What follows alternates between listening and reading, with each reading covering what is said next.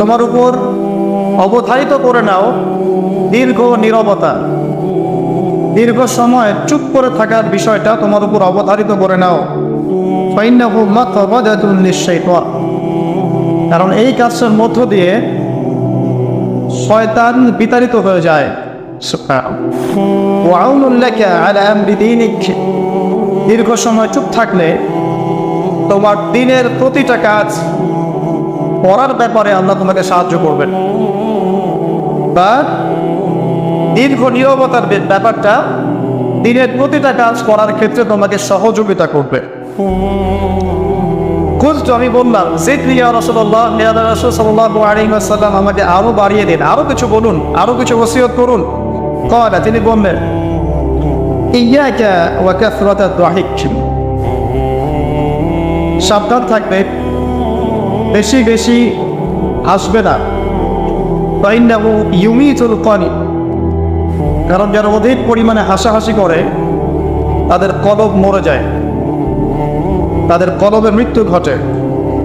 ওয়ায়াযহাবু বিনূরি ওয়াজহি, এবং চেহারার মধ্যে নূর চলে যায়, চেহারায় কোনো জ্যোতি বা নূর থাকে না। কুলতু জিদনি ইয়া রাসূলুল্লাহ, ইয়া রাসূল সাল্লাল্লাহু আলাইহি ওয়াসাল্লাম আমাকে আরো বাড়িয়ে দিন, আরো কিছু ওসিয়ত করুন। ক্বালা, এবার তিনি বললেন সাল্লাল্লাহু আলাইহি ওয়াসাল্লাম কুলিল হাক্কা ওয়া ইন কানা মুররান, সর্বদা সত্য কথা বলবে, সত্যের উপর থাকবে যদিও এটা অন্যের কাছে তিক্ত হয়। সত্য কথা বলবে যদিও এটা তিক্ত শোনায়। কত জিদনি ইয়া রাসূলুল্লাহ, তিনি বলছেন আমি বললাম হে আল্লাহর রাসূল আরো বাড়িয়ে দিন আমাকে। ক্বালা, এবার নবীজি বললেন সাল্লাল্লাহু আলাইহি ওয়াসাল্লাম লা তাকাফ ফিল্লাহি লাউমাতা লাইম, আল্লাহর পথে কাজ করার ব্যাপারে বা আল্লাহর পথে চলার ক্ষেত্রে, আল্লাহর দ্বীন পালনের ক্ষেত্রে নিন্দুকের নিন্দার পরোয়া করবে না। আল্লাহর ব্যাপারে নিন্দুকের নিন্দার সমালোচনার পরোয়া করবে না। কুলতু জিদনি ইয়া রাসূলুল্লাহ, তিনি বললেন আমি বললাম যে আরো বাড়িয়ে দিন হে আল্লাহর রাসূল আমার জন্য। নবী করিম সাল্লাল্লাহু আলাইহি ওয়াসাল্লাম বললেন ক্বাল লিয়াজুসকা আনিন নাস মা তা'লামু মিন নাফসিক, যখন মানুষের ব্যাপারে তোমার নেগেটিভ কোনো মন্তব্য করতে হয় বা কারো ব্যাপারে যদি নিন্দা করতে চাও, এরকম ইচ্ছা জাগে মনের মধ্যে, তাহলে আগে চিন্তা করবে যে এই দোষটা তোমার মধ্যে আছে কিনা। অর্থাৎ নিজের নফসের খেয়ালটা তুমি আগে বেশি নেবে অন্যের নিন্দা করার আগে। রাওয়াহুল বাইহাকি, হাদিসটা এসেছে বাইহাকি শরীফের মধ্যে ফি শুআবুল ঈমান, এবং মিশকাতুল মাসাবিহের মধ্যে এসেছে হাদিসটা 414 এবং 415 পৃষ্ঠায়। অত্যন্ত চমৎকার একটা হাদিস। আজকে আমরা ইনশাআল্লাহ আযজা ওয়া জাল এই হাদিসটার উপরে সামান্য কিছু কথা বলে আমাদের আলোচনা শেষ করবো ইনশাআল্লাহ তাআলা। আবু যর রাদিয়াল্লাহু আনহু একজন বিশিষ্ট সাহাবী, আপনারা জানেন, যার ব্যাপারে নবী করিম সাল্লাল্লাহু আলাইহি ওয়াসাল্লাম বলেছিলেন আবু যর তুমি খুব নরম মানুষ, তাই কখনো দায়িত্ব চেয়ে নিও না, কারণ তোমার উপরে যদি 2 জন মানুষের দায়িত্ব দেয়া হয় তোমাকে যেন ছুরিবিহীন জবাই করে দেয়া হবে। আবু যর রাদিয়াল্লাহু আনহু খুব আধ্যাত্মিক নরম মনের মানুষ ছিলেন। তিনি নবী সাল্লাল্লাহু আলাইহি ওয়াসাল্লামকে খাস করে বলছেন, এটা আমভাবে নয়, আমি যেমন আমভাবে সবার উদ্দেশ্যে কথাগুলো বলছি এভাবে আমভাবে নবীজি এই কথাটা তাকে বলেননি, বরং খাসভাবে বলেছেন, পার্সোনাল নাসিহাত, ইন্ডিভিজুয়ালি বলেছেন। তিনি বলছেন হে আল্লাহর রাসূল আমাকে কিছু নসিহত করো, কিছু ওসিয়ত করো। ওসিয়ত কি জিনিস? যেমন কেউ চলে যাওয়ার আগে ওসিয়ত করে, বাবা ইন্তেকাল করছে তার আগে ওসিয়ত করে, মাকে দেখিস, বোনদেরকে খোঁজ খবর রাখিস, সন্তানদের ব্যাপারে খোঁজ খবর রাখিস ইত্যাদি। তো ওসিয়ত করা মানে যে কথাগুলো আমরা অক্ষরে অক্ষরে পালন করতে চাই, প্রতিশ্রুতি ব্যক্ত করি, এরকম কথা কনভারসেশন। একটু চিন্তা করেন, নবী করিম সাল্লাল্লাহু আলাইহি ওয়াসাল্লাম যদি আপনাকে আমাকে খাস করে কোনো জায়গায় ডেকে নিয়ে কথাটা বলতেন কেমন হতো? মনে করেন নবী সাল্লাল্লাহু আলাইহি ওয়াসাল্লাম জীবিত আছেন বা আমরা তার সাক্ষাৎ পেয়েছি, আর আমরা কেউ একজন আমাদের মধ্যে গিয়ে থেকে বললেন ইয়া রাসূলুল্লাহ আমাকে কিছু নসিহত করেন, আমাকে খাস করে কিছু ওসিয়ত করেন, তখন এই ওসিয়তগুলো স্পেশাল হবে। এবং আপনি আমি কখনোই চাইবো না জীবন চলে গেলেও এগুলোর কোনো একটা আমরা ছেড়ে দেই, তাই না? আবু যর রাদিয়াল্লাহু আনহু এই সুযোগটা নিয়েছেন। নবী সাল্লাল্লাহু আলাইহি ওয়াসাল্লাম বলছেন, প্রথম যে উসিকা বিতাকওয়াল্লাহ, আমি তোমাকে সর্বপ্রথম ওসিয়ত করছি তুমি আল্লাহকে ভয় করবে। তাকওয়া কি জিনিস? নবীজি বলছেন, ফাইন্নাহু আযয়ানু লিয়ামলিকা কুল্লি, এই তাকওয়াটাই সমস্ত কাজের সৌন্দর্য বর্ধন করবে তোমার জীবনে। তুমি যত কাজ করবে, প্রত্যেকটা কাজ যদি আল্লাহকে ভয় করে করো, প্রত্যেকটা কাজ তোমার জীবনে সৌন্দর্য বর্ধন করবে ইনশাআল্লাহ তাআলা। খুব সংক্ষিপ্ত আকারে বলতে পারি, আল্লাহ রাব্বুল আলামিনের তাওহীদের সাথে কাউকে শরীক না করা, এক কথায় আল্লাহর সাথে শিরক না করার নাম তাকওয়া। ঠিক আছে? আল্লাহ এক, আল্লাহ অদ্বিতীয়, তিনি মহাবিশ্বের স্রষ্টা, আমাদের স্রষ্টা, সৃষ্টিকর্তা, পালনকর্তা, রিজিক দাতা, জীবন মৃত্যুর মালিক, বিধান দাতা। এই প্রত্যেকটা কনসেপ্ট আল্লাহর জন্য খাস করার নাম হচ্ছে তাওহীদ। আর এখানে যদি আমরা কাউকে সমকক্ষ দাঁড় করে তাহলে শিরক হয়ে যাবে। এই শিরকটা তিনভাবে হয়ে থাকে। মানুষ চিন্তার ক্ষেত্রে শিরক করতে পারে। কেউ যদি মনে করে মহাবিশ্বের কোনো স্রষ্টা নাই তাহলে শিরক করবে। কেউ যদি মনে করে স্রষ্টা আরও একজন আছে বা একাধিক আছে তাহলে শিরক করবে।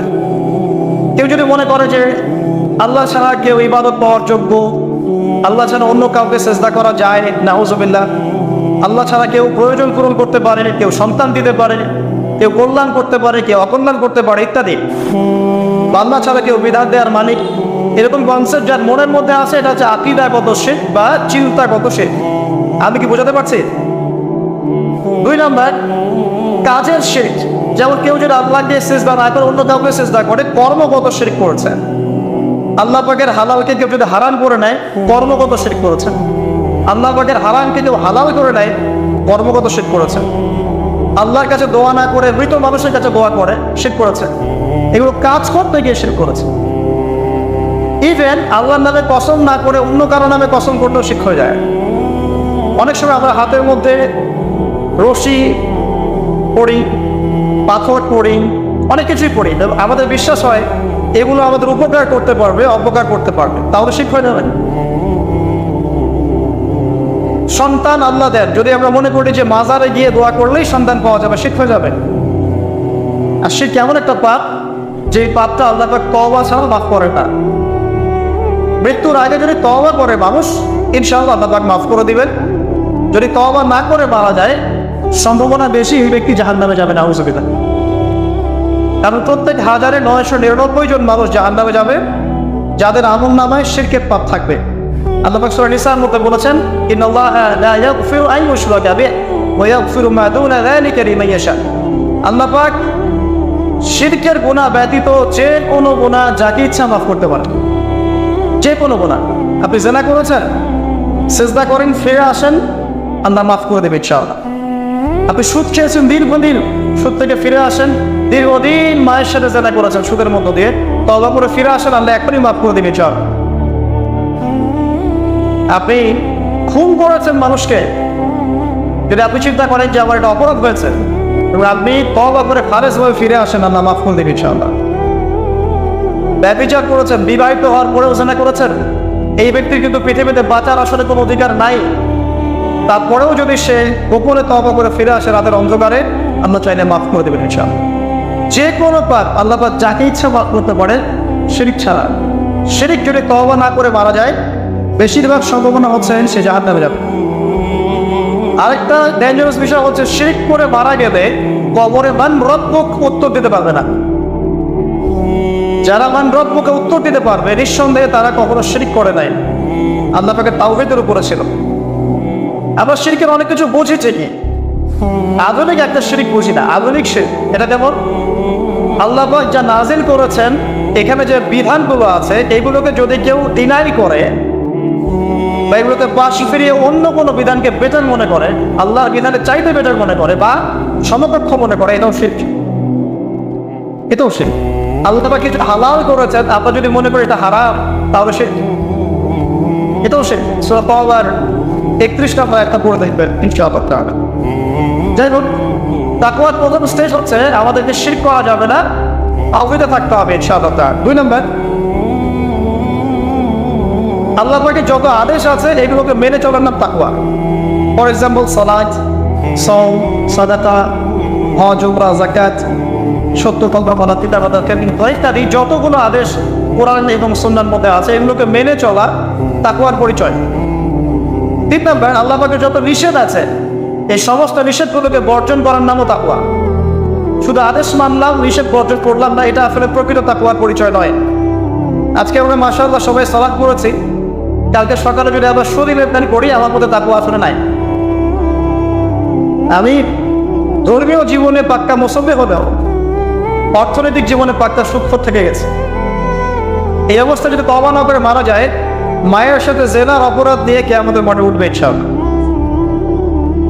এটা আমার কথা না, নবী সাল্লাল্লাহু আলাইহি ওয়াসাল্লাম বলেছেন, সহিহ বুখারীর হাদিস, যে কোনো আলেমকে জিজ্ঞাসা করবেন, যে কোনো মাদ্রাসায় যাবেন, যে কোনো প্রকাশনের বুখারী শরীফ কেনেন না কেন, হাদিসটা পাবেন। যে ব্যক্তি 1 দিরহাম সুদ খেলো সে যেন 36 বার জেনা করলো। আপনি যদি জানেন যে আপনার খুব ক্লোজ কোনো ফ্রেন্ড বা আত্মীয় বা বইয়েবার নিচ্ছে জেনা করে বেড়ায়, বা মেয়েদের সাথে একাধিক মেয়ের সাথে তার সম্পর্ক আছে, ইনলিগাল রিলেশনশিপ, আপনি নিশ্চয়ই তার থেকে সম্মানের দৃষ্টিতে তাকাবেন না, তাকাবেন?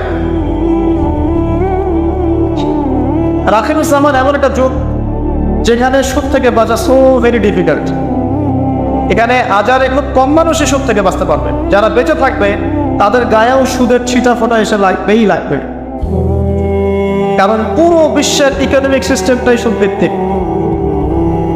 এটা পরিপূর্ণরূপে ইসলামিক ধাঁচে সাজানো এখন সম্ভব বলে মনে হচ্ছে না।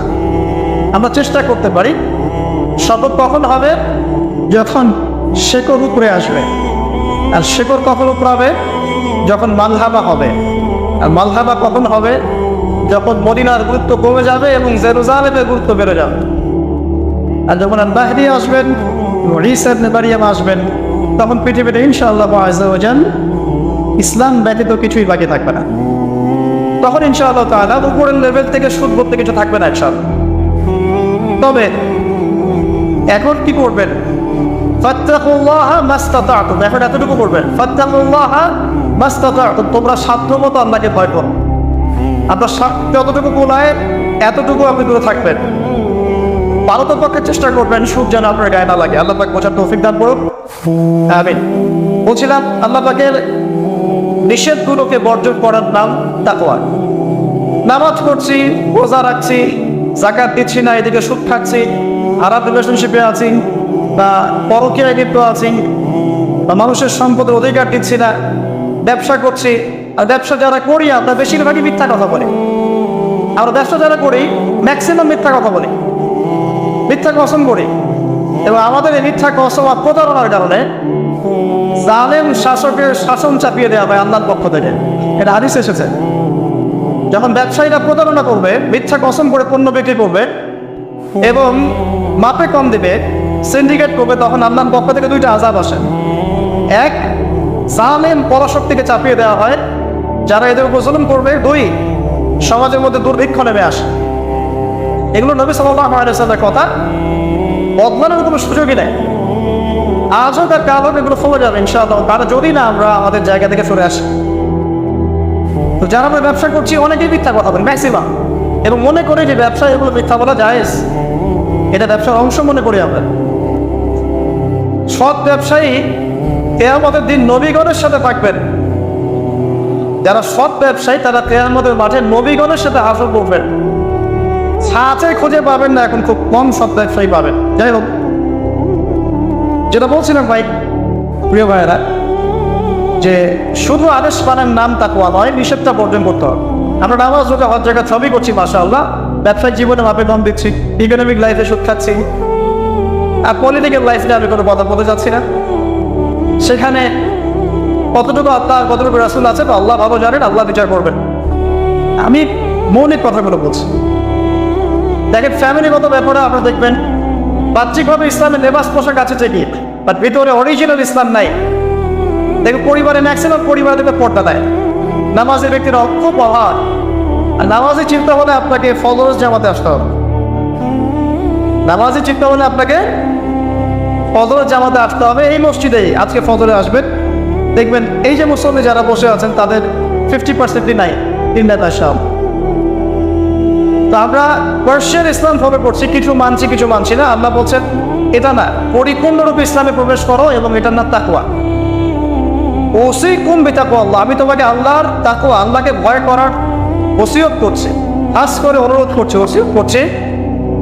আদেশ মানার নাম যেমন তাকওয়া, নিষেধ বর্জনের নাম তাকওয়া। শুধু আদেশ মানলেই হবে না, নিষেধগুলো বর্জন করার চেষ্টা করতে হবে। আমরা এই জায়গাটাতেই সমস্যায় ভুগছি।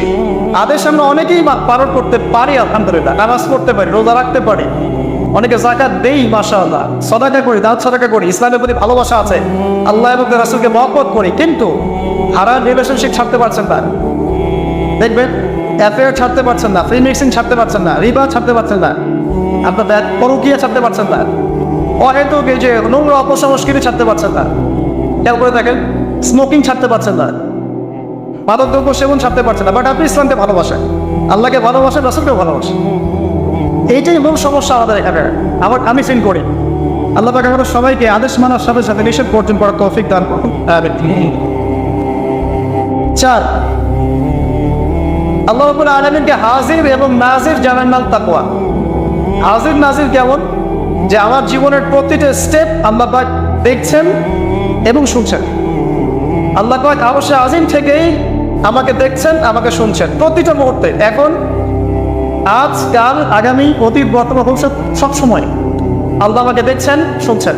প্রত্যেকটা মুহূর্তে এই কথা যার মাথায় থাকবে তার পাপ করার প্রবণতা কম হবে। ইনশাআল্লাহ পাপ করলেও সে তওবা করে আল্লাহর কাছে ফিরে আসবে ইনশাআল্লাহ। যদি তার দ্বারা কোনো পাপ হয়েও যায়, আপনি দেখবেন তাকওয়াই তাকে আবার ফিরিয়ে নিয়ে আসবে, সে আল্লাহর কাছে ফিরে আসবে ইনশাআল্লাহ। আল্লাহ পাকে হাজির এবং নাজির জানা। এর আরেকটা নাম আছে, সেটা হলো ইহসান। কি নাম? হাদিসে জিবরিল নামে একটা হাদিস আছে, সহিহ মুসলিমের 9 নম্বর হাদিস, আর মিশকাতুল মাসাবিহ 2 নম্বর হাদিস। ইহসান কি? জিবরাইল আলাইহিস সালাম নবী সাল্লাল্লাহু আলাইহি ওয়াসাল্লামকে জিজ্ঞাসা করেছিলেন। তিনি বলছেন, আনতা আবুদাল্লাহা কাআন্নাকা তারা ফা ইন লাম তাকুন তারাহু ফা ইন্নাহু ইয়ারা। তুমি এমন ভাবে আল্লাহর ইবাদত করবে যেন তুমি আল্লাহকে দেখছো। ওয়া ইন লাম তাকুন তারাহু ফা ইন্নাহু ইয়ারা, এবং তুমি যদি আল্লাহকে দেখতে না পাও, তুমি সবসময় মনে রাখবে আল্লাহ পাক তোমাকে দেখছেন। এই কনসেপ্টটার নাম হচ্ছে ইহসান, যেটা আমাকে তাকওয়া দিবে। ইহসান থাকে আমাদের মধ্যে। নামাজ পড়ছি, দেখবেন আমাদের মনোযোগ বেশিরভাগেরই কিন্তু থাকে না। আল্লাহ ভালো জানেন, আমি আপনাদের পার্সোনাল ব্যাপারে ইন্টারফেয়ার করতে যাচ্ছি না, বাট আমার মনে হয় বেশিরভাগ মানুষের থাকে না। কারণ বেশিরভাগ মানুষই তো নামাজে যা পড়ছি তার অর্থ জানি না। যখন আপনার সন্তান অসুস্থ হয়েছিল, আপনি হাত উঁচু করে আল্লাহর কাছে কান্নাকানি করেছেন, তখন আপনার চোখ দিয়ে পানি পড়েছে, এবং আপনি যা চেয়েছেন ফিল করে বলেছেন আল্লাহর কাছে, আপনার চোখ দিয়ে পানি পড়েছে। কতদিন আপনি নামাজের সেজদায় কাঁদতে পেরেছেন? আমি কাঁদতে পেরেছি, ভাবতে হবে। কাঁদতে না পারার কারণ কি? কারণ হচ্ছে আমি নামাজে যা পড়ি তার কিছুই বুঝি না। আমার কাছে নামাজ একটা ফিজিক্যাল এক্সারসাইজের মতো হয়ে গেছে। সরি ফর মাই ল্যাঙ্গুয়েজ, আমি কোনো কিছুকে অবমাননা করতে যাচ্ছি না, অনেক ব্যাপারটা এরকমই হয়ে গেছে। তার হলো বাহ্যিকতা নিয়ে আমরা বেশি ব্যস্ত। হাত কোথায় বাঁধতে হবে? নাভির নিচে না বুকে? তারপরে রফুল এদেন করতে হবে কি না, পাইবা লাগাবো কি লাগাবো না, আমি জোরে না আসতে, বাহ্যিক বিষয় নিয়ে বেশি ব্যস্ত। রুহানিয়াত, যেটা নামাজের ভিতরে রুহ বা আত্মা, ইহসান, মনোযোগ, আল্লাহর সাথে কতটুকু আমি কমিউনিকেট করতে পারলাম, মনের কথা কতটুকু আপনার কাছে ব্যক্ত করতে পারলাম, নামাজে আমি কতটুকু আপনাকে ফিল করতে পারলাম, এটা কিন্তু বেশি আলোচনা হয়। অথচ কোনটা মৌলিক বিষয় বলেন দেখি? নামাজের এই মারেফতটা কি মূল না? আধ্যাত্মিকতাটাই মূল। আর বাহ্যিক বিষয়গুলো তো আল্লাহ পাক দেখছেন, নেকি দিবেন ইনশাআল্লাহ তাআলা। তো এই যে প্রাণহীন ইবাদত হচ্ছে, রোজা রাখছি, রোজার মর্ম বুঝতে পারছি না। হজ করে আসলো, হাজী সাহেব টাইটেল হলো ঠিকই, কিন্তু হজের মূল মর্ম ইব্রাহিমী চেতনা সে শিখে আসতে পারলো না। সাই করছে সাফা মারওয়া, সে ফিল করতে পারলো না এটা হাজরা আলাইহিস সালামের সুন্নাহ। এই যে আমরা কুরবানি করলাম, ম্যাক্সিমাম আমাদের মধ্যে ঠিক করতে পারি নাই এটা হচ্ছে ইব্রাহিম আলাইহিস সালামের সেই কুরবানি যেটা তিনি ছেলেকে করতে চেয়েছিলেন। এই চেতনাটা আসলো না। তো তো রসকসহীন ইবাদত কতটুকু কবুল হয়, প্রাণহীন ইবাদত কতটুকু উপরে পৌঁছে আল্লাহ ভালো জানেন। তো যে বিষয়টা নিয়ে এই কথাটা বললাম, ইনসান হচ্ছে সেই জিনিস যেটা আমাকে মনে করাবে আমি আল্লাহকে দেখছি শুনছি, বা আল্লাহ আমাকে দেখছেন এবং শুনছেন। এর জন্য প্রয়োজন আপনি ইবাদতে যা যা করছেন, যা যা বলছেন, এর অন্তত অর্থটুকু বোঝা। তাহলে আপনার ইনশাআল্লাহ মনের মধ্যে সেই ফিলিংসটা আসবে ইনশাআল্লাহ তাআলা। ফর এক্সাম্পল, আপনি নামাজে দাঁড়িয়ে পড়ছেন ওয়ানুনাজ্জিলু মিনাল কুরআন মা হুয়া শিফাউন ওয়া রাহমাতুল লিল মুমিনিন ওয়া লা ইয়াজিদু যালিমিনা ইল্লা ফাসাদ। এই আয়াতের অর্থ কতজন জানেন? একটু হাত উঁচু করে দেন। যারা জানেন তারা যদি আয়াতটা কোরআনের নামাজের মধ্যে পড়েন, তারা মনোযোগ বেশি পাবেন, স্বাভাবিক। অর্থ হচ্ছে কোরআন আমরা নাজিল করেছি, এই কোরআনের মধ্যেই আছে শিফা বা আরোগ্য এবং মুমিনদের জন্য রহমত। যখন আপনি বুঝতে পারলেন তখন কি নামাজে মনোযোগ পারবে না? সুবহান রাব্বিয়াল আ'লা বলছেন, সর্বোচ্চ আমার রব, আমার সর্বোচ্চ সুউচ্চ, তখন আপনার মনোযোগ পারবে না? আত্তাহিয়াতুতে আপনি কি পড়ছেন, দরুদে কি পড়ছেন, দোয়া মাসুরে পড়ছেন আল্লাহুম্মা ইন্নী যালামতু নাফসি যুলমান কাসীরা, আমি আমার নফসের উপর প্রচুর জুলুম করেছি। তখন কি ফিলিংস হয় যে জুলুমের এখানে স্বীকারোক্তি দিচ্ছি আমি?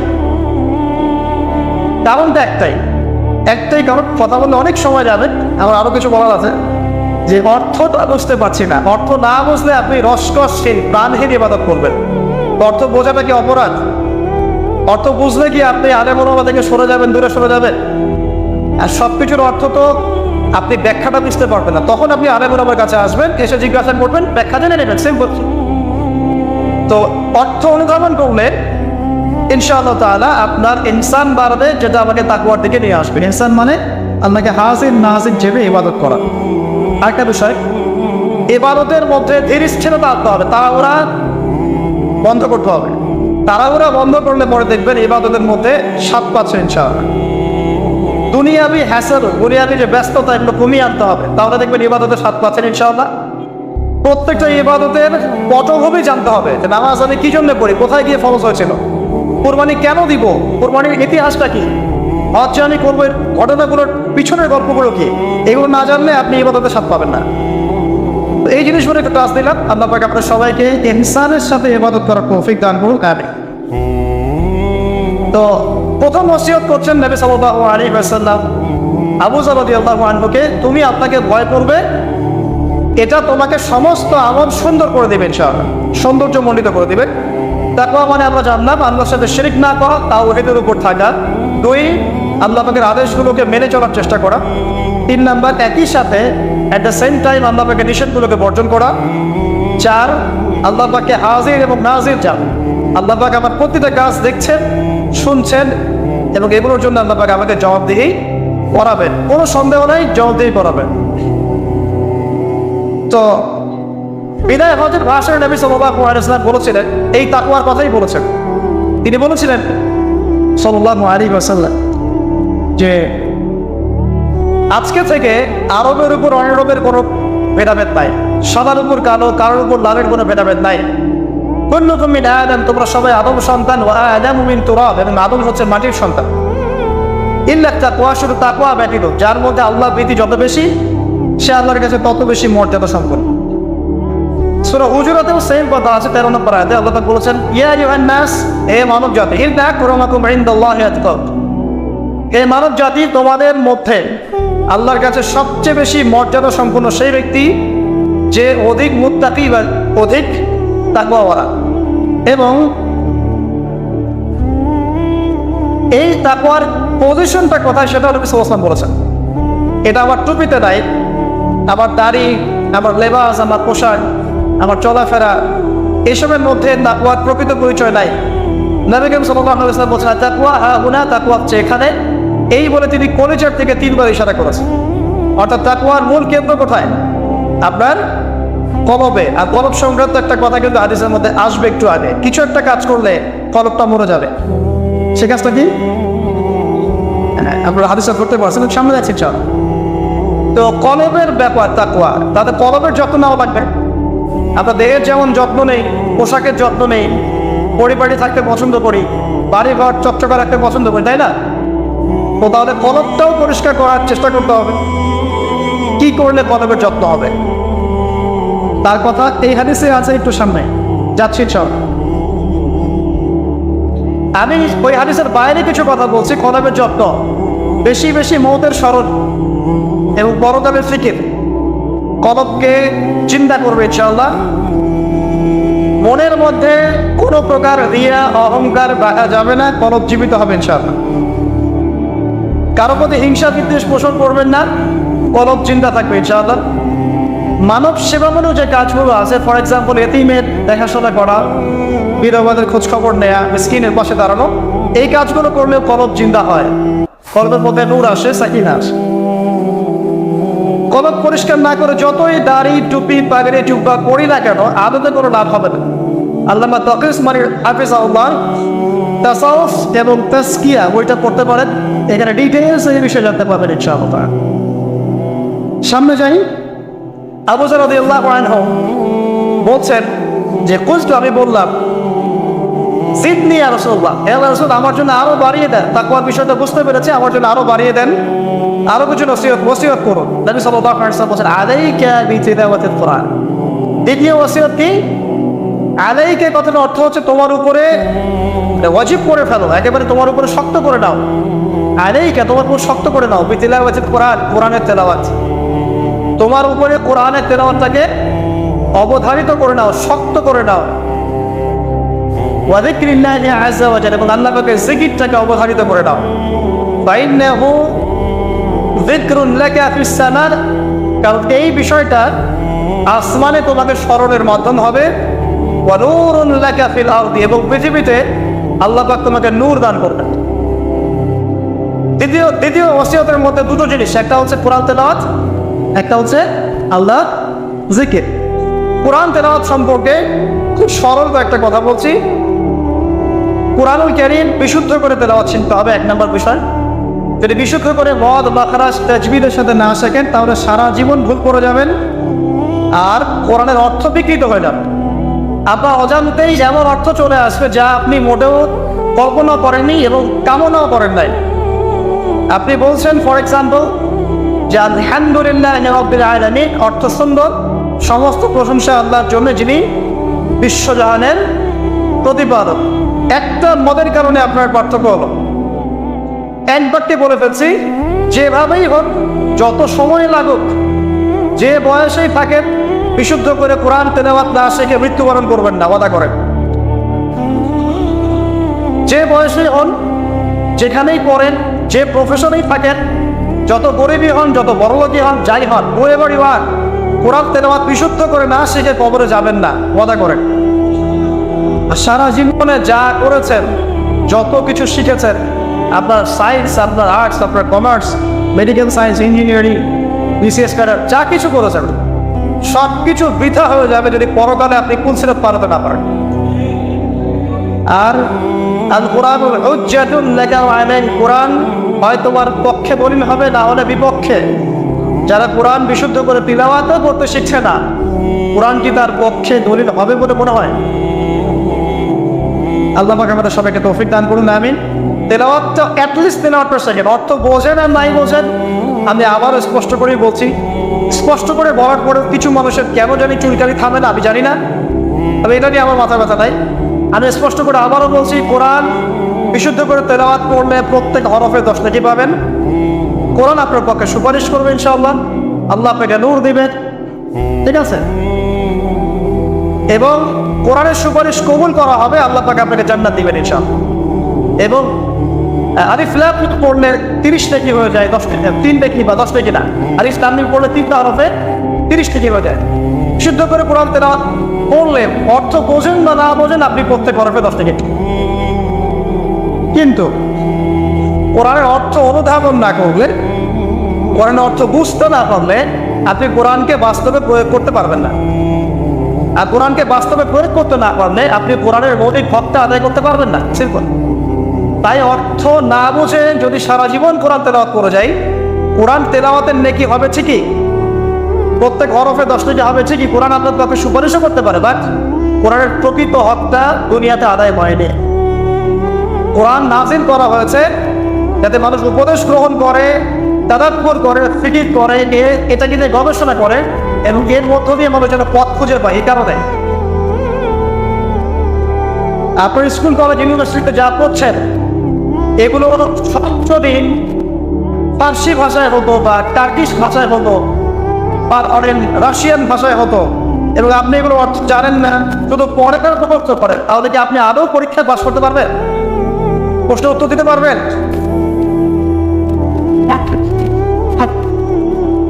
অর্থ জানার জন্য কি করতে হবে? অর্থ জানার জন্য আরবি ব্যাকরণের মৌলিক বইগুলো শিখতে হবে। আরবি ব্যাকরণের মৌলিক বইগুলো আপনাকে পড়তে হবে। মাদ্রাসায় চেষ্টা করবেন, মাদ্রাসার যে আলেম ওলামারা আছে তাদের কাছে পড়ে থাকতে হবে। আরবি ভাষা শিখতে হবে।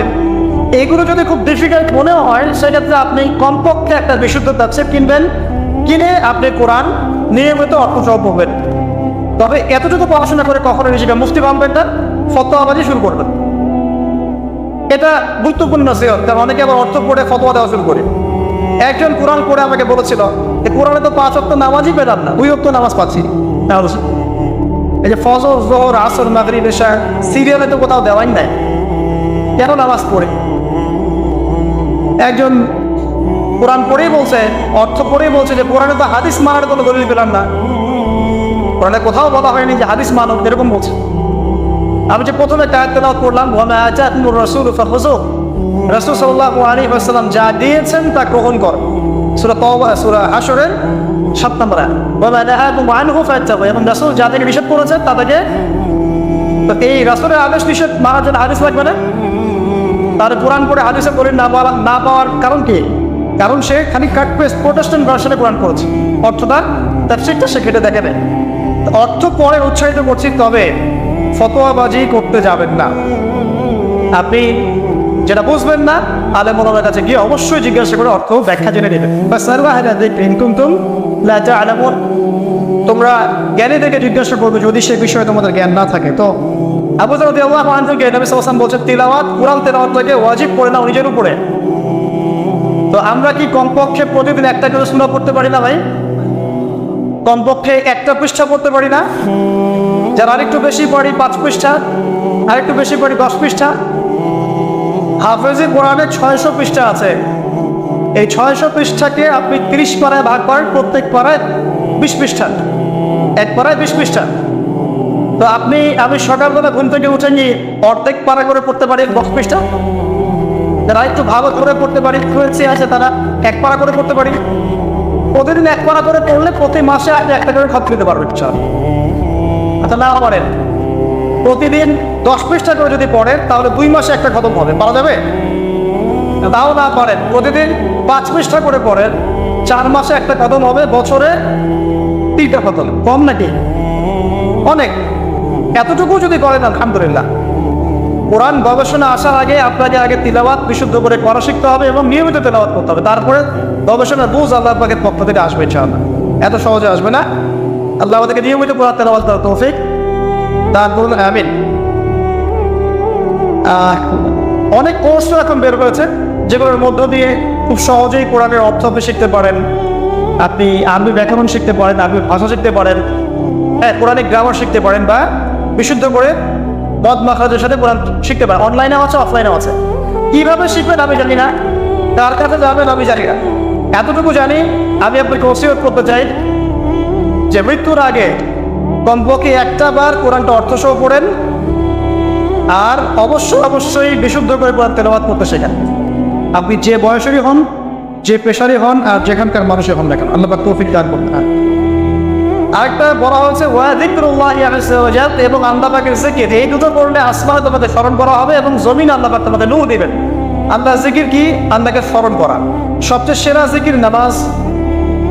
সবচেয়ে সেরা জিকির কি? নামাজ। তারপরে সেরা জিকির কোরআন তেলাওয়াত। কোরআনকে আল্লাহ পাক জিকির বলেছেন, ইন্না নাহনু নাযালনা যিকরা ওয়া ইন্না লাহু লাহাফিজুন।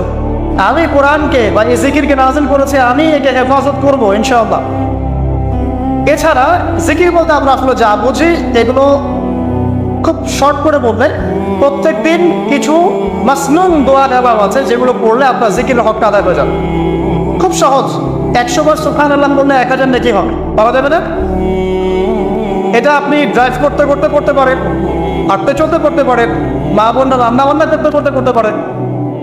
এটা যে আলাদা করে ওযু করে বসতে হবে জরুরি না, ওযু শর্তও না। আপনি চলতে ফিরতে কাজটা করতে পারেন, ইসতিনজা করা বাদ দিয়ে ওখানে বসে বসে আবার এটা করেন, ঠিক আছে?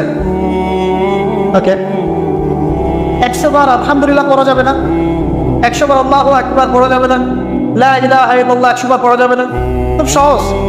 বা সকালবেলা অ্যাটলিস্ট আপনি একটা বার পড়লেন আয়াতুল কুরসি, একবার পড়লেন সাইয়্যিদুল ইস্তিগফার, সাইয়্যিদুল ইস্তিগফার একবার পড়লে ওই দিন যদি সে ব্যক্তি মারা যায় তাহলে জান্নাত। মাগরিবের ওয়াক্তে পড়ে ফজর হওয়ার আগে যদি মারা যায় জান্নাত ইনশাআল্লাহ। এরকম অনেক দোয়া আছে, আউযু বিকালিমাতিল্লাহি তাম্মাতি মিন শাররি মা খালাক পড়বেন ইনশাআল্লাহ। কোনো বিশ্বের অনিষ্ট আপনাকে স্পর্শ করবে না ইনশাআল্লাহ। জিন ভূত, জিন শয়তান, জাদু টোনা, চোখ লাগা, বদনজর কোনো কিছুই কাজ করবে না ইনশাআল্লাহ। এগুলো নিয়ে এখন অনেক রোগী দেখেন না, জিনগ্রস্ত রোগী, সেহের রোগী, মাজনুন হয়ে যাচ্ছে, পাগল, মেন্টালি ডিপ্রেসড, মানসিকভাবে। এখন তো বেশিরভাগ মানুষ মানসিক রোগী, ফিজিক্যাল রোগী কম, মানসিক রোগী বেশি। আর এখন এমন এমন জেনারেশন তৈরি হচ্ছে, এরা ক্রেজি, এরা হচ্ছে মানসিকভাবে বিকলাঙ্গ। পরীক্ষা করতে চায়, সবার হাত থেকে স্মার্টফোন কেড়ে দেয়, ইন্টারনেট কানেকশন বন্ধ করে গ্রামে পাঠিয়ে দেয়, 1 মাসের মধ্যে সব পাগল হয়ে দেশে ফিরে আসে। পাগল হয়ে যাবে, ইন্টারনেট কানেকশন নাই, স্মার্টফোন নাই, দেখবেন পাগল, ক্রেজি হয়ে যাবে। যাই হোক, আল্লাহ পাক আমাদেরকে হেফাজত করুন। জিকির বাড়িয়ে দেন।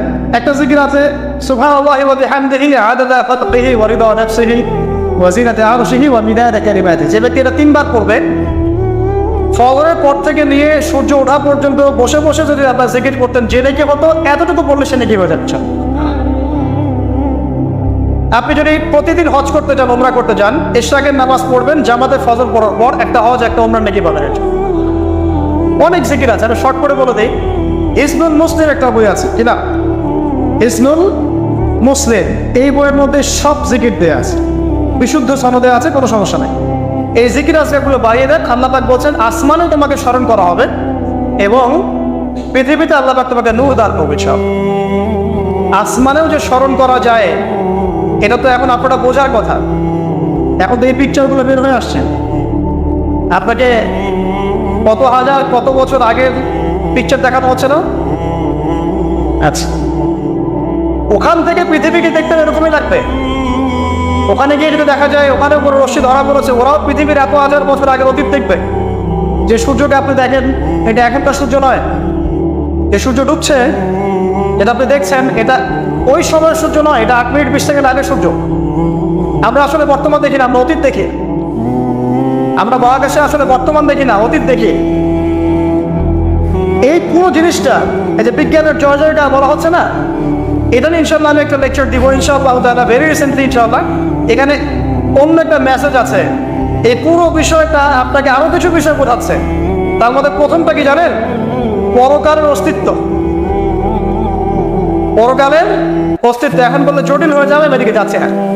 এই পুরো আবিষ্কারটাই পরকালের অস্তিত্ব আপনাকে বোঝাচ্ছে এবং আল্লাহ পাক যে টাইম ফ্রেমের ঊর্ধ্বে অবস্থান করছেন এটা আমাদেরকে বোঝাচ্ছে। এটা হাদিসও আছে।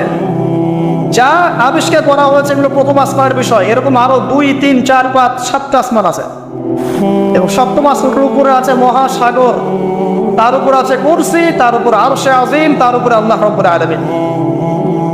আল্লাহ পাক এই টাইম ফ্রেমের ঊর্ধ্বে, আল্লাহ পাক যাদের সবই অতীত, সবই বর্তমান, সবই ভবিষ্যৎ, এগুলো উঠছে আল্লাহ পাক। অতীত, বর্তমান, ভবিষ্যৎ আল্লাহ পাককে গ্রাস করতে পারে না। আল্লাহ পাক এগুলো উঠে আছেন। অনেক ব্যাপার আছে, ইনশাআল্লাহ এটা নিয়ে আমি পরে কথা বলবো, আজকে না। তো যাই হোক, আসমানে আপনাকে স্মরণ করা হবে, তার মানে আসমানেও আল্লাহ পাকের সৃষ্টি আছে যারা আপনাকে স্মরণ করবেন। আল্লাহ পাক আপনাকে স্মরণ করবেন ইনশাআল্লাহ। এবং পৃথিবীতে আপনাকে নূর দেওয়া হবে। নূর মানে কি? আলো। আলো কখন লাগে? যখন অন্ধকার দূর করতে হয়। এই তো অন্ধকার দূর করতে আলো লাগে। পৃথিবীতে অন্ধকার আছে? এখানে অন্ধকার বলতে কি বোঝানো হয়েছে? রাতের অন্ধকার? জাহেলিয়াতের অন্ধকার। কিসের অন্ধকার? চারিদিকে জাহেলিয়াত নাই? ঘুষ দেনা ব্যভিচার জাহেলিয়াত দিয়ে ভর্তি না? এই জাহেলিয়াত দূর করতে হলে আমরা টর্চ লাইট লাগবে, নূর লাগবে। সেই নূর আল্লাহ পাক আপনাকে দিবেন যদি আপনি আমি কোরআন তেলাওয়াত করি এবং আপনার জিকির বাড়িয়ে দিই। আল্লাহ পাক আমাদেরকে সবাইকে নূর দান করুন, আমিন। এরপরের ওসিয়ত ছিল, শর্ট করে নিচ্ছি। তিনি বলেন, কুলতু ইয়া রাসূলুল্লাহ জিদনি, আমাকে আরো বাড়িয়ে দিন হে আল্লাহর নবী। তিনি বলছেন খুব ইম্পর্টেন্ট কথা, আলাইকা বিতুলিস সামতি, দীর্ঘ সময় নীরবতা অবলম্বন করার ব্যাপারে আমি তোমাকে ওসিয়ত করছি, এটা তোমার উপরে ওয়াজিব করে না। দীর্ঘ সময় চুপ করে থাকাটা মারেফতের পরিচয়। যখন আপনি চুপচাপ থাকবেন, খুব বেশি কথা বলবেন না, বেশি অপ্রয়োজনীয় কথা বলবেন না, প্রয়োজনীয় কথা বলবেন, আল্লাহর পক্ষ থেকে আপনার কলমের উপরে ইলম আসবে, ইলমে লাদুন্নি আল্লাহর পক্ষ থেকে আসবে ইনশাআল্লাহ। দেখবেন ঠান্ডা মাথায় চিন্তা করলে সুন্দর গোছানো চিন্তা করা যায় না, এলোমেলো হবে না চিন্তা উন্নত হবে। এবং যদি আমরা বেশি ব্যস্ত থাকি, বেশি কথা বলি, তখন কিন্তু চিন্তাগুলো এলোমেলো হয়ে যায়। এটা বলা হচ্ছে প্রয়োজনীয় বিষয়গুলোর ক্ষেত্রেও কথার ক্ষেত্রে সতর্কতা অবলম্বন করে। তাহলে অপ্রয়োজনীয় যে কথাগুলো আছে, যে গীবত, পরনিন্দা, পরচর্চা, অহেতুক মিউজিক শোনা বা অহেতুক কাব্য চর্চা, অহেতুক উপন্যাস, এগুলোর কি মূল্য আছে? তাহলে যখন প্রয়োজনীয় ক্ষেত্রে আল্লাহ পাক বলছেন আলাইকা বিতুলিস সামতি, তোমার উপরে দীর্ঘ নীরবতাকে ওয়াজিব করে নাও, তাহলে অপ্রয়োজনীয় গান, গল্প, আড্ডাবাজি, এই যে আমরা চায়ের দোকানে করছি, ক্যারাম খেলতে খেলতে করছি, লুডু খেলতে খেলতে করছি, অহেতুক আড্ডাবাজি করছি, ফ্রেন্ড সার্কেল একত্রিত হলে অনেক অহেতুক গল্প হয়ে যায়। এবং বেশিরভাগ গল্পের ক্ষেত্রে হয় গীবত বা রিয়া বা আত্মপ্রদর্শন, তাই না, বা সমালোচনা। আর বাই দ্য ওয়ে, জাতি হিসেবে আমরা খুব বাচাল জাতি আছি। আমরা কাজের চেয়ে কথা বলতে বেশি পছন্দ করি, আমরা কাজের চাইতে কথা বলতে বেশি পছন্দ করি, কিন্তু যারা উন্নত সভ্যতা তারা কথা কম বলে, কাজ বেশি করে। আমরা কাজের চেয়ে কথা বেশি বলতে পছন্দ করি, এবং কাজ যদি কোনো একটা করে ফেলি, যদি কাজ হয় 5 ডিগ্রি, আমরা কথা বলতে শুরু করি 100 ডিগ্রি। আপনারা আমাদের এরকম, তো আমাদের এই জাতিগত পরিবর্তন আনতে হবে। কথা কম বলি আমরা, আল্লাহ পাক কাজ বেশি করার তৌফিক দান করুন। এবং কথা যখন বলবো সেটা যেন প্রয়োজনীয় কথা হয়। আর যদি কোনো অপ্রয়োজনীয় কথা হয়েও যায় কোনো জায়গায়, একটা দোয়া পড়ে উঠবেন, ইনশাআল্লাহ কাফারা হয়ে যাবে। এটা বেশি জরুরি না? এটা বেশি জরুরি। তো যখন কোনো জায়গায় বসলেন, অপ্রয়োজনীয় অনেক কথা হয়ে গেছে, ওঠার আগে বলবেন সুবহানাকা আল্লাহুম্মা ওয়া বিহামদিক, আশহাদু আল্লা ইলাহা ইল্লা আনতা, আস্তাগফিরুকা ওয়া আতুবু ইলাইক। বাস, আপনার এই বৈঠকে যদি কোনো অপ্রয়োজনীয় কথা হয়ে যায়, আল্লাহ পাক সেটা মাফ করে দেবেন ইনশাআল্লাহ। এটা মা বোনদেরকে শেখাবেন, কারণ তাদের এটা বেশি প্রয়োজন।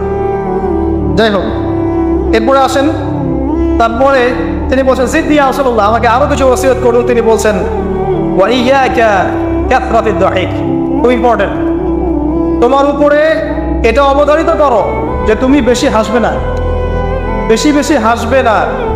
সূরা তওবার মধ্যে একটা আয়াত আছে যে তারা বেশি বেশি হেসে নিক, অচিরে তারা এমন অনেক বেশি কান্নাকাটি শুরু করবে। তারা হেসে নিক, অচিরেই তারা অনেক বেশি কান্নাকাটি শুরু করবে। নবী সাল্লাল্লাহু আলাইহি ওয়াসাল্লাম হাদিসে বলেছিলেন, তোমরা যদি জানতে আমি যা জানি, আল্লাহর পক্ষ থেকে আমি যা জানি, তোমরা যদি তা জানতে, তাহলে তোমরা একটা মাঠে একত্রিত হয়ে যেতে, স্ত্রী সহবাসও ছেড়ে দিতে, স্ত্রীকে ছেড়ে দিয়ে একটা মাঠে একত্রিত হয়ে যেতে এবং সিজদায় পড়ে কান্নাকাটি শুরু করতে। তোমরা যদি জানতে আমি যা জানি, তোমরা সেটা জানো না। তো বেশি হাসাটার কুফল কি? নবী সাল্লাল্লাহু আলাইহি ওয়াসাল্লাম বলছেন ফাইন্নাহু ইউমিতুল কলবা। এটা ওই যে কলবের কথা বললাম, কলবের যত্ন নিতে হবে, কলবকে মেরে ফেলবে। বেশি বেশি হাসলে কলবকে মেরে ফেলবে। আবার এখন থেকে কিছু ব্যায়ামের অ্যাসোসিয়েশন বের হয়েছে, এরা সবাইকে হাসায় হো হো করে, এরা সবাইকে হো হো করে হাসায়, মানে জোরে জোরে হাসলে হার্টের অসুখ নাকি কম হয়। আর আল্লাহ রাসূল বলছেন যারা বেশি বেশি হাসে এদের কলব মরে যায়।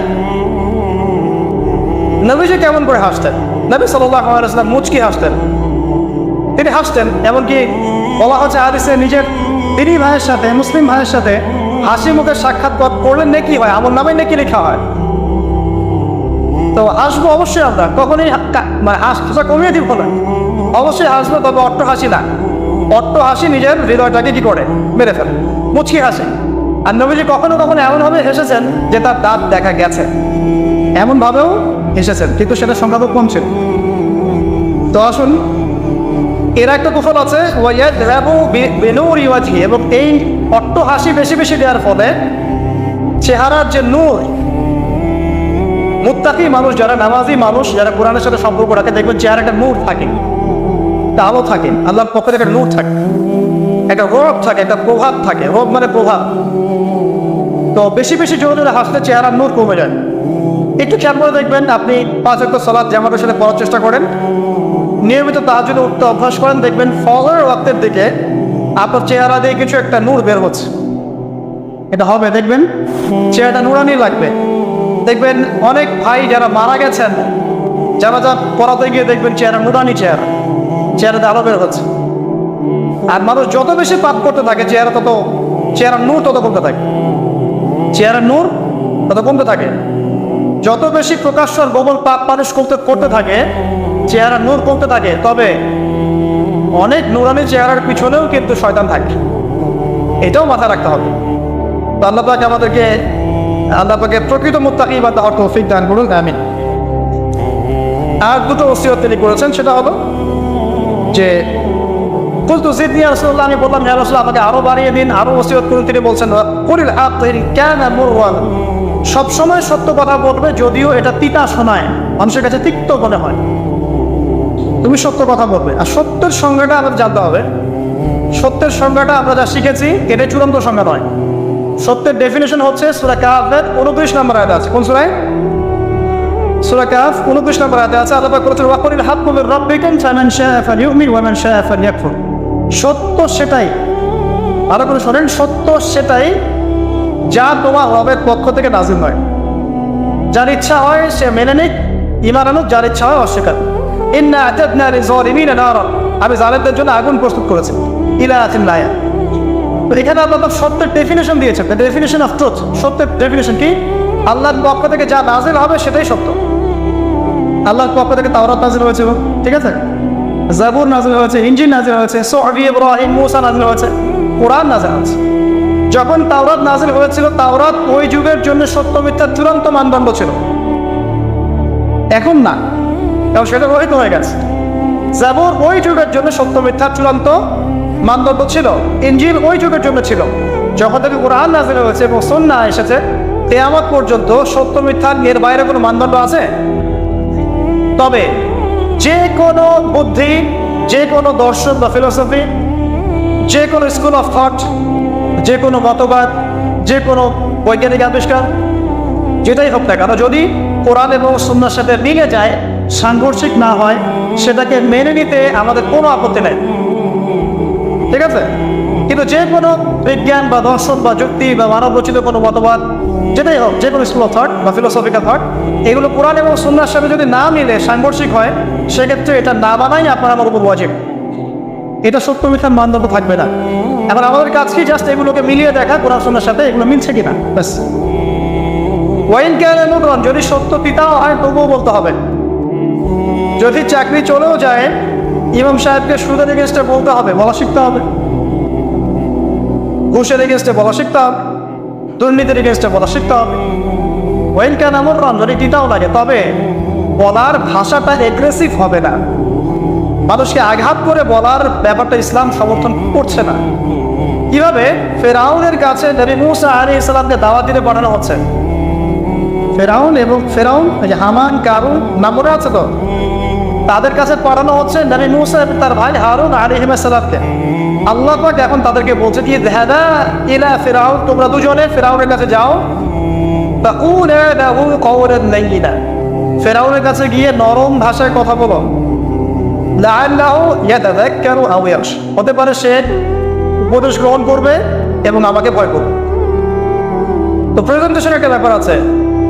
আল্লাহ নবী মুহাম্মদ সাল্লাল্লাহু আলাইহি ওয়াসাল্লামকে বলছেন যে উদউ ইলা সাবিলি রাব্বিকা বিল হিকমা, তুমি তোমার রবের দিকে মানুষকে ডাকো প্রজ্ঞার সাথে, ওয়া মাউইযাতিল হাসানা, এবং উত্তম উপদেশের সাথে। রুড ভাবে না, এগ্রেসিভলি না, আর চরম পন্থা প্রয়োগ করে নয়, এমনভাবে যাতে করে সত্যটা উপস্থাপিত হয় এবং আপনার ভাষা উপস্থাপনা, এক্সপ্রেশন এবং অ্যাটিটিউডটা এগ্রেসিভ মনে না হয়, ঠিক আছে। এই বিষয়টা খেয়াল রাখা উচিত আমাদের। আমরা যারা ওয়াইজ বা বক্তা বা খতিব বা দায়ী আছি, মানুষকে আঘাত করে কথা বলে আসলে ফায়দা খুব একটা হয় না। বরং তাকে যদি বুঝিয়ে দেওয়া যায় এবং সত্যতা উপস্থাপন করা যায়, আর আল্লাহ যদি তার তাকদীরে হেদায়েত লিখে রাখেন, ইনশাআল্লাহ সে হেদায়েত পাবেন। আর যদি নাও পায়, আপনার দায়িত্ব শেষ, ফাযাক্কির ইন্নামা আনতা মুযাক্কির, আপনি উপদেশ দিন, আপনি শুধু উপদেশদাতা। লাস্তা আলাইহিম বিমুসাইতির, আপনি কারোর প্রতি দারোগা নন। ফাযাক্কির ইন নাফআতি যিকরা, আপনি উপদেশ দিন যদি উপদেশ কাজে আসে। সায়াযাক্কারু মান ইয়াখশা, যারা তাকে ভয় করে তারা শীঘ্রই উপদেশ গ্রহণ করবে ইনশাআল্লাহ। আল্লাহ পাক আমাদের সবাইকে প্রকৃত দায়ী হওয়ার তৌফিক দান করুন, আমিন।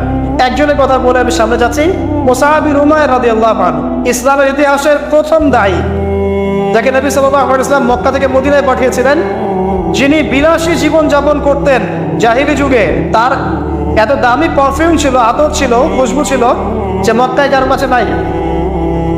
বুঝতে পারছেন? ইসলাম কবুল করার পরে তার অবস্থা এমন হয়েছিল যে তার একাধিক পোশাকও নাই যেটা চেঞ্জ করে নামাজ পড়বেন। উহুদের যুদ্ধে তিনি শহীদ হয়েছেন এবং তাকে দাফন করার জন্য কাফনের কাপড় পাওয়া যায়নি। তাকে ঘাস দিয়ে, সিন নামক ঘাস দিয়ে দাফন করা হচ্ছে। এই হলো আপনার দুনিয়ার শেষ পর্যন্ত, কিন্তু পরকালে তিনি এখন জান্নাতুল ফিরদাউসে আছেন ইনশাআল্লাহ। এখানে আপনি সাফল্যও বুঝতে পারছেন। তো মুসআব বিন উমাইর রাদিয়াল্লাহু আনহু যখন মদিনায় গিয়ে দাওয়াত দিচ্ছেন, তখন সাদ বিন মুআজ নামে একজন সাহাবী ছিলেন, যিনি আওস গোত্রের নেতা। তিনি দাওয়াতি কাজ করছেন, কিন্তু সাদ বিন মুআজ তার কাছে এটা পছন্দ হচ্ছে না। তিনি এসে খুব কড়া ভাষায় বললেন যে মদিনা থেকে এই দাওয়াতি কাজ যদি বের না করো, তাহলে তোমার আমার মাঝখানে যে আত্মীয়তার সম্পর্ক আছে এটাও থাকবে না, মানে তোমাকে আমি হত্যা করব। মানে তিনি ইসলামটা পছন্দ করছেন না। তিনি বলছেন এখান থেকে বেরো, এই দাওয়াতি কাজ এখান থেকে বন্ধ করো, মদিনা থেকে বের হও। তখন মুসআব বিন উমাইর কি করছেন শোনেন, তিনি বলছেন তিনি কোনো রকম এগ্রেসিভ কথা বললেন না। আমরা হয়তো কি করতাম, আমরা হয়তো কিন্তু এগ্রেসিভ কথা বলতাম। আমাদের ইস্যু না থাকলেও যে পরিমাণে এগ্রেসিভ কথা আমরা বলি, ইস্যু খুঁজে খুঁজে বের করে একজনের মানহানি করার জন্য, আন্ডারস্টিমেট করার জন্য, মানুষের চোখে তাকে আন্ডারস্টিমেট করার জন্য, কত কি না ইস্যু না থাকলেও। আর এখানে তো ইস্যু জাদুল্যমান, তাকে এসে পড়া ভাষায় বলছেন বের হয় এটাতে, এই মসজিদ থেকে বের হয়, দাওয়াতি কাজ করা যাবে। তিনি বলছেন আচ্ছা পড়বো ফাতাস না, আপনি কি একটু বসবেন, একটু শুনবেন। ওয়াইন রাদিতা বিহি ক্বাবিলত, আমি যে দাওয়াতটা দিচ্ছি এটা যদি আপনার পছন্দ হয় তাহলে আপনি কবুল করবেন। ওয়াইন কারিহতা, যদি আপনি এটা অপছন্দ করেন, আযান আন কামা তাক, তাহলে আপনি যেটা অপছন্দ করছেন এটা আপনার কাছে থেকে নিয়ে চলে যান। কত ডিপ্লোম্যাটিক অ্যান্সার, যে আমি যে দাওয়াতটা দিচ্ছি এই দাওয়াতটা যদি আপনার পছন্দ হয় আপনি কবুল করেন, যদি না হয় তাহলে আমি এটা থেকে চলে যান। এবার তিনি বসলেন, তাওহীদের কথা শোনালেন, লা ইলাহা ইল্লাল্লাহ দাওয়াত দিলেন, ইসলামের সব বেসিক জিনিসগুলো বোঝালেন। সাদ বিন মুআজ রাদিয়াল্লাহু আনহু ইমিডিয়েটলি ইসলাম কবুল করলেন এবং তার মধ্য দিয়ে 80টা পরিবার ইসলাম কবুল করলেন। এই হচ্ছে দায়ীর ক্যারেক্টার হওয়া উচিত। আল্লাহ পাক আমাদেরকে তার মতো দায়ী হওয়ার তৌফিক দান করুন, আমিন। তো যেটা বলছিলাম যে সত্য উপস্থাপন করতে হবে, তবে মাউইজাতুল হাসানা, হিকমার সাথে, প্রজ্ঞার সাথে এবং যুগোপযোগীভাবে কোরআন সুন্নাহকে হাতে নিয়ে ওয়ার্ল্ডকে ডিল করার মতো জ্ঞান থাকতে হবে। সর্বশেষ নবী সাল্লাল্লাহু আলাইহি ওয়াসাল্লাম যে ওসিয়ত করছেন সেটা হলো, তিনি বলছেন লা তাখাফ ফিল্লাহি লাওমাতা লাইম, যে আবু যার, আল্লাহর পথে চলার ক্ষেত্রে নিন্দুকের নিন্দার কোনো পরোয়া করবে না। আল্লাহর পথে যখন তুমি চলতে শুরু করবে, কোন চলা, প্রকৃত চলার কথা বলছি, কথিত চলার কথা বলছি না। আমরা কিন্তু ম্যাক্সিমাম কথিত চলি, আর প্রকৃত চলার কথা বলছি। মানে ইসলামের বেসিক প্রতিটা বিষয় আপনি মেনে চলেন, এটা প্রকৃত চলা। এবং নিষেধ, বেসিক নিষেধ সব ছেড়ে দেয়, এর না প্রকৃত চলা। আর কথিত কি, বাইন মুযাবযাবিনা বাইনাহুম, মানে এদিকেও আছে এদিকেও আছে, মানে যখন যেদিকে বাতাস সেদিকে ফ্লো আর কি, ঠিক আছে। পাবলিক দেখলো, একটা ফতোয়া দিলাম, পাবলিক চেতে গেল, ফতোয়া চেঞ্জ করে দিল, মুযাবযাবিনা বাইনাহুম। তো প্রকৃত চলা, যখন তুমি প্রকৃত রূপে আপনার পথে চলবে, তখন মানুষ তোমার নিন্দা করবে, সমালোচনা করবেই। মানুষ নিন্দা করবেই, সমালোচনা করবেই। এটা নবীগণের সুন্নাত। নূহ আলাইহিস সালাম থেকে শুরু করে মুহাম্মদ সাল্লাল্লাহু আলাইহি ওয়াসাল্লাম পর্যন্ত এমন কোনো নবী নাই যাকে তার কওম তিরস্কার করে নাই, বের করে দেয় নাই, অত্যাচার করে নাই। কোনো কোনো ক্ষেত্রে নবীদেরকে হত্যা পর্যন্ত করা হচ্ছে। তো নবীগণের যে নিষ্পাপ কোনো মানুষ আছে, তাহলে তাদেরকে এই ভোগান্তি কেন পোহাতে হলো? তারা কি আমার হচ্ছে অন্য কোনো ইসলাম ফলো করতেন? তাহলে আমরা এমন কোনো ইসলাম ফলো করছি যেটা করলে আমাদের সব ঠিক থাকে, চাকরিও যায় না, পরিবারে সব ঠিক থাকে, এদিকে আমি ব্যবসাও দাম উন্নতি করছি, ঠকাচ্ছি, আবার আমার হজমরাও ঠিক আছে, মাশাআল্লাহ। সো এমন ইসলামের কথা বলা হচ্ছে এখানে, যে ইসলাম পালন করলে পরিপূর্ণ ইসলাম, যারা পালন করছে না এরা তখন আপনাকে নিন্দা করবে, সমালোচনা করবে, আপনাকে তিরস্কার করবে। এটা শুরু হবে আপনার পরিবার থেকে। আপনি টোটাল ইসলাম ফলো করার চেষ্টা করেন, আপনার পরিবার থেকে বাধা শুরু হবে ফার্স্ট অফ অল এখান থেকে। তারপরে সমাজ মেনে নিবে না, তারপরে দেখা যাবে ধর্ম নেতারা মেনে নিবে না। প্রচলিত একটা সিস্টেম চলছে, আপনি এসে একটা নতুন কিছু বলছেন, তখন এরা মেনে নিবে না, যে নতুন বিষয়টা অবশ্যই কোরআন সুন্নাহর সাথে মিল আছে। তারপরে সর্বোচ্চ লেভেল ফেরাউন, নমরুদ, এটা পরে, ওটা সবার আগে আসবে। তবে নবী তো বলছেন সাল্লাল্লাহু আলাইহি ওয়াসাল্লাম, লা তাখাফা বিল্লাহি লাওমাতা লাইম, কোন নিন্দুকের নিন্দা বা সমালোচনার পরোয়া করবে না। মনে রাখবেন, যারা বীর তাদের গায়ে আঘাতের চিহ্ন থাকে, যারা কাপুরুষ এদের গায়ে কখনো আঘাতের চিহ্ন থাকে না। আর যারা ইসলাম ফলো করেও খুব মতো পবিত্র থাকতে চায়, ডানেও যাবো না বামেও যাবো না, এভাবেই সব চলবে, তাদের ইমান, ইসলাম এবং ইহসান নিয়ে নতুন করে ভাবার সময় এসেছে এখন।